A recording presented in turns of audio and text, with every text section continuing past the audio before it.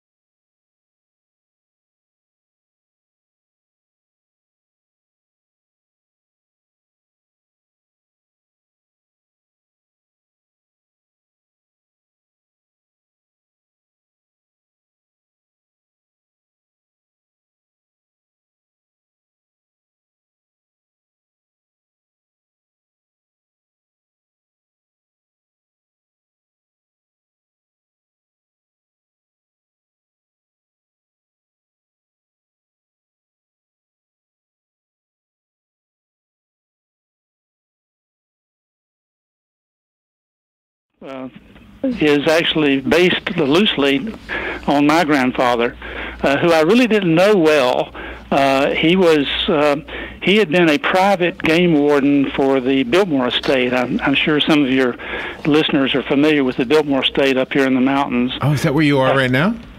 Yes, right. I'm close to the Biltmore Estate myself right now. Oh, wow. But when the Vanderbilt family sold the land to the federal government to create Pisgah National Forest, my grandfather moved over to become the first federal ranger, and all of my family were actually born in Pisgah National Forest. My mother was born there, and all of her That's 8 a siblings. Beautiful area. That is a really nice. No wonder your book is so beautiful. This is a beautiful place and a beautiful story. Well, I'm sure a lot of folks have seen the movie "A River Runs Through It," or read the book "A River Runs Through It." Yes. And trout fishing is romanticized in the book. And even though the main character in the movie is Brad Pitt, suffers a lot of outside problems, still the trout fishing was a large part of his life. Well, the Grandpa's Fish is based along the Davidson River in Transylvania County in western North Carolina.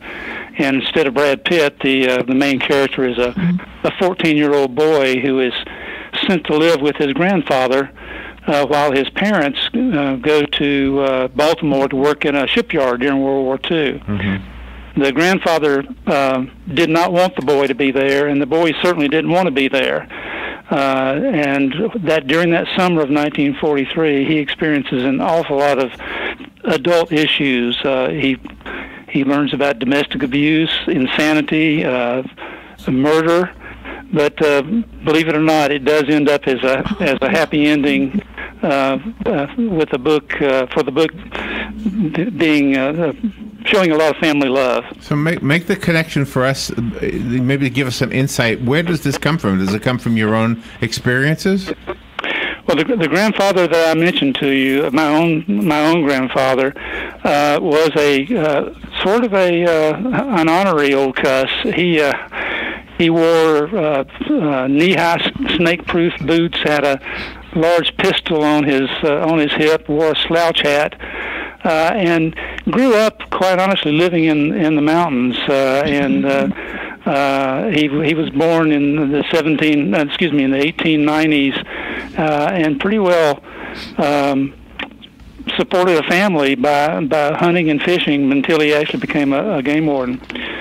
He has, by the way, in fact, you'd be interested in this, but there is a connection with him to the Ocala area.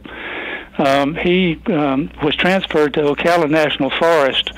We know that he was there in 1940 by census records, but in the filming of the movie The Yearling, he actually captured some of the deer and other animals that were used in the filming. Is that right? And was, while we don't know if they were captured up here in the mountains of North Carolina and taken to Florida, or if some of them were captured down there in the Everglades. Oh wow! Is he your father's father or your mother's father? My mother's father. Oh, okay. Correct. Did you have a good relationship with your own father?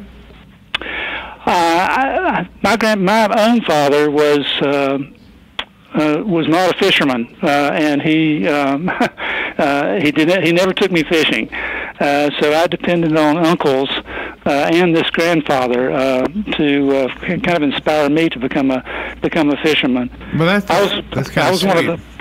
I was one of those kids. When I turned 16, looking forward to getting a driver's license, it wasn't to go cruise the cruise-in drive-ins or to pick up girls. It was so I could have transportation to take myself fishing. And river fishing is your favorite, like fly fishing? Oh, absolutely. As you said, I teach fly fishing, and the Davison River, where this book is set, is sort of a mystic place in itself. It's been judged one of the top 100 trout streams in the United States, and as growing up as an inspiring fly fisherman, being able to go and fish the Davison River has always been a goal. And once I was old enough to take myself there, it's my favorite place to fish. Did you teach yourself how to make the fishing lures, or did you have someone teach you? No, I buy those. I would rather be fishing than it would be tying flies. Oh, okay. Because I know that's an art, and a lot of fly fishermen like to tie their own. Yeah, absolutely, and I appreciate the art, the craftsmanship that they have in that. My grandfather that I mentioned, being the first federal ranger on the Davison River, actually helped replenish the fish. The river suffered terribly during the early 1900s, all the way up to 1920, from logging. Logging cut down all the trees along the river, and that increased pollution and silt in the river. And once the federal government took it over, they started restocking fish into the river because most of the native fish had died out. So now when I fish the Davison River, and I actually did yesterday, as a matter of fact, I feel like I'm catching fish that may be descendants of the ones that my grandfather put in there, 100 years ago. Sure, yeah, that's absolutely possible. So do we read this as a memoir or as a novel? Well, it's somewhat autobiographical. The book takes, as I mentioned, the book takes place in 1943. I wasn't born until 1947. So, but as a boy, desperately wanting to learn how to fish, Jody, the main character in the book, takes on a lot of the characteristics that I had, quite honestly. So your grandfather was probably in his 50s when you were born. Yeah. Oh, yes. Right. Oh. In fact, he had already retired from the Forestry Service by the time I was old enough to know what was going on, and moved and became a police officer in the little town of Hendersonville, where I live now. So, in what way, besides fishing, did you follow in his footsteps? He was an old school environmentalist. And again, I'm learning a lot of this from stories from his children, mostly my uncles. My mother really didn't tell me that much about growing up because she and her father were estranged and didn't get along all that well. Oh no! As in the book, that actually happens in the book too. But as far as an inspiration goes, he really didn't believe in waste, and he was.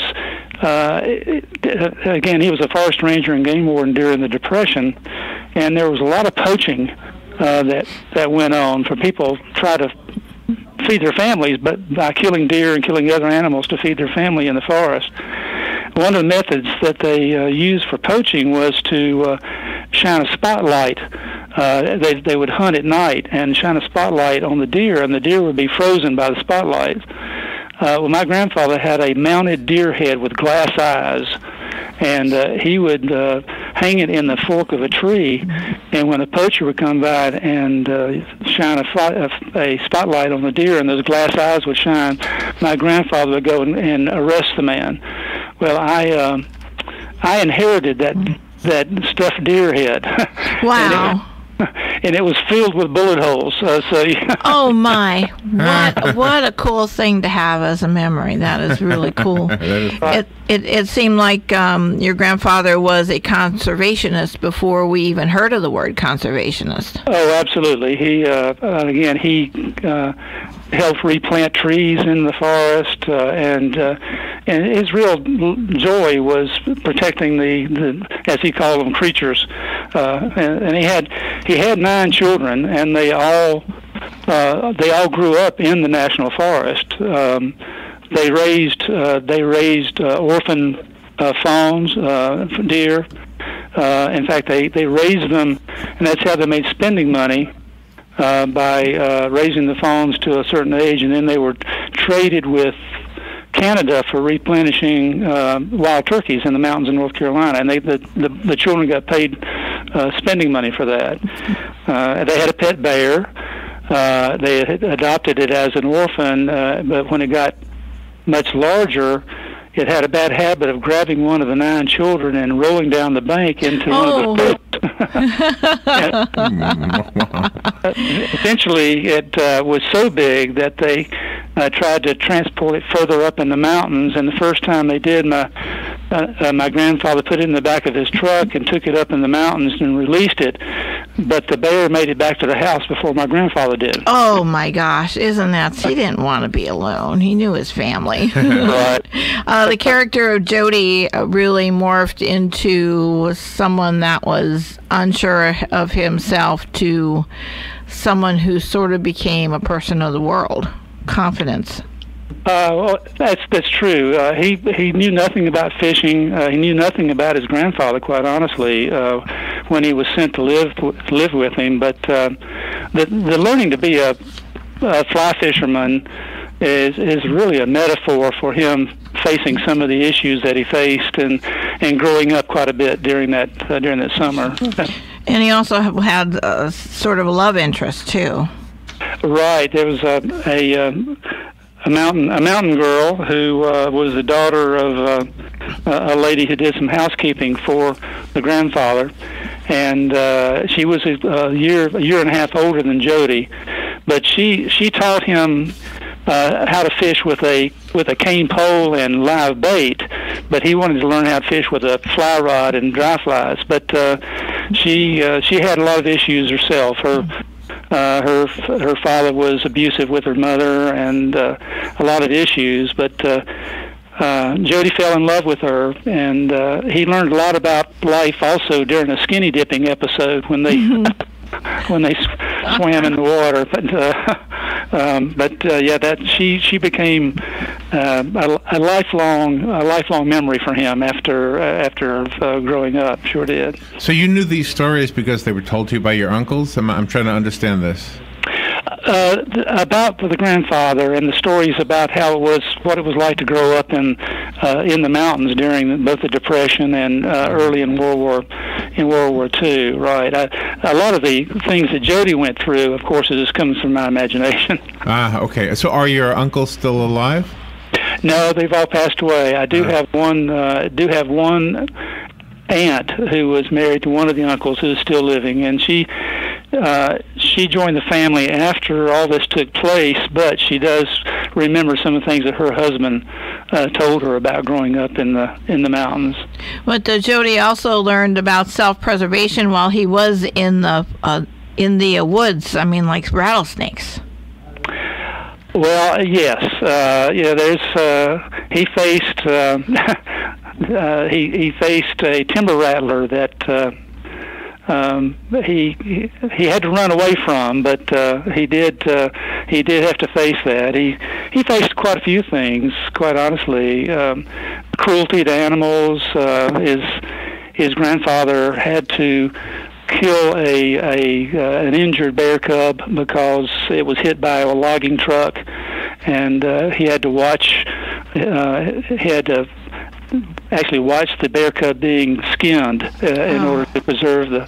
So this is something obviously he'd never faced before, but he had to deal with overcoming his fear of a really mean dog that he eventually had to become friends with. So a lot of issues that he faced there in 1943. There's a connection between the part of the world you're in and the part of the world we're in, and I discovered that kind of by accident. I'm originally from New York, but I've been here a long time. My son was born here, and my son had never seen snow. And I said to him one year between Christmas and New Year's, I said, let's see if we can drive and find snow. And we headed up, and we ended up in Boone, North Carolina. And there was no snow, but it was getting dark, so I said, well, let's just stop here. Well, overnight, it snowed. And it snowed so much that we stayed an extra day, and he got to see snow. And I discovered this beautiful area that I wasn't familiar with before. And then after that, we went back maybe 4 or 5 times, and it seems like every time I went there was somebody from Ocala. It was unbelievable how many there's a connect. And in fact, here in this town, I'll meet a lot of people who are from either Asheville or Boone or someplace up in that very area. Right. Well, and the reverse is true. Hendersonville is about 25 miles away from Asheville, but it's always been a mountain retreat for folks coming up out of Florida. In fact, I've got several neighbors who are Floridians who spend about 6 months out of the year here and then 6 months other. A lot of the places. Go ahead. I'm sorry. I'm sorry. I just want to say the owner of this station is from Hendersonville. Oh, really? Yeah, he's here right now. He's in the other room. Yeah, his wife Patsy. So if he's listening, yeah. So, as I mentioned, my grandfather, after retiring from the Forestry Service, actually became a police officer in Hendersonville, and then one of his sons, one of the uncles that got me involved with fishing and was really a mentor in fishing, had been an MP in the Army during World War II and came back to Hendersonville and eventually became a police chief here. So the owner of of your station may know that name. I don't know. Wow, very cool, very cool. And in the book you have Jody having 2 uncles, Sammy and Brian, and each one of them have an interesting history. Right. There's an implication there in the book, and obviously you've read that that Brian may be gay, and I don't come right out and say that, but it's what he has to face, and he does become a hero. He does save. He's in the Navy during World War II, and he does perform some heroic acts, but it's still his father. Jody's grandfather, Brian's father, really has a hard time accepting Brian, and the other son, is named Sammy. Sammy's just the opposite. He's more like his father. He's an outdoorsman and has a temper and ends up getting in trouble in the Army. So Jody finds out all these things by first off reading some poems that Brian had written, and then also reading letters that come back from Brian and Sammy from the things they're experiencing in the military during World War II. It seems like there's a few parts of the book also where dogs are an important member of the family, right? Right. The dog's name is Buck, and Buck was rescued. Dog fighting and bear hunting has been a tradition up in these mountains. Not so much now as it was 100 years ago. Well, Buck, the dog Buck, was probably being used as for dog fighting and or bear hunting, which can be very dangerous to the dog. And yeah. And so Jody's grandfather rescues the dog, but the dog has quite a temper, and they have to keep him pinned up. So Jody never sees the dog until he's forced to, because his grandfather is injured, and he has to put the dog up so he can drive his grandfather to the hospital. So this kid goes through an awful lot of stuff in 3 months' time in 1943. I love his determination, though, especially his determination to learn how to fish, and then he secretly uses his uncle's rod to do that, and that also gives him self-confidence. It does. He had hoped that his grandfather did take him fishing one time, and but it didn't go well, and Jody didn't do well and angered his grandfather. So in order to prove it to himself that he could do it, and then eventually prove it to his grandfather, that so when his grandfather was out patrolling or away from home, he would sneak one of the bamboo fly rods out and taught himself how to fish with a fly rod. And believe me, I teach fly fishing, and it's not the easiest thing to do. It's not a natural movement. So it for a 14-year-old to teach himself, it's quite an accomplishment. Well, you're getting really good reviews on Amazon, and I think the reason is probably because of the same reason both Robin and I like the book. Is because it's about human relationships. It's about people who care about each other. Sometimes they get frustrated with each other, right? And real human relationships. There's no special effects needed to give a good story the treatment it needs in order to have an effect on us. I have a copy of Grandpa's Fish. If you would like it, call me right now. I'll put your name on it, and it'll wait for you. You'll have to kind of try your luck, because I'll just pick one caller at random. So just call 622-9622, and I'll just hit the button and pick one. The rest of us can go buy it. I found it on Amazon. The author is our guest, Don Harris. Don, do you have a website you want to recommend? Actually, I don't have my own website right now, but if you would like to learn about fishing on the Davison River, where I teach fly fishing, it is the Pisgah Center for Wildlife Education, and part of the royalties from the sale of the book will go to support that organization. Oh, very nice. And I notice it's available as a Kindle as well as this paperback. Let me give the paperback away real quickly. Good morning. Who's this? You got the book. It's Ted. Who? Ted, you got it. Do you know where we are? Yeah. Okay, you got it, Ted. We'll be waiting for you. Thank you. You're welcome. Well, that went quick. You got a lot of people wanting that one. I think you've touched all of us, Don. Thank you for sharing your story with us. And you know, we can all relate to what you're talking about, because there's so many different variables in all of our relationships. Well, absolutely, and I certainly appreciate you folks having me on. Very good. Good luck with everything, and come back with the next book. I certainly will. Thank you. All right, we'll be right back.